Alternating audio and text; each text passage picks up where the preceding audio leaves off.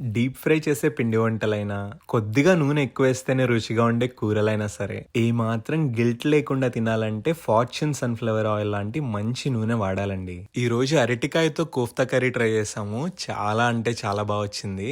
దీనికోసం అరటికాయని ముందు కొద్దిగా ఉప్పేసి ఉడకబెట్టుకొని, చెక్కు తీసి ఇలా మెత్తగా చిదిమేసుకొని, సన్నగా కట్ చేసుకున్న పచ్చిమిరపకాయ ముక్కలు, కొద్దిగా ఉప్పు, ధనియాలు, జీలకర్ర పొడి, కొద్దిగా గరం మసాలా, అలాగే బైండింగ్ కోసం శనగపిండి కూడా వేసుకొని ఇలా ఉండల్లా చుట్టేసుకోండి. మిగతా నూనెలతో కంపేర్ చేస్తే 17% తక్కువ ఆయిల్ అబ్జర్వ్ చేసుకునే ఈ ఫార్చ్యూన్ సన్‌ఫ్లవర్ ఆయిల్ తో ఈ కోఫ్తాల్ని ఎర్రగా వేయించినా కొంచెం అంటే కొంచెం కూడా నూనె పీల్చలేదు. అలాగే చాలా క్రిస్పీగా కూడా వచ్చాయి.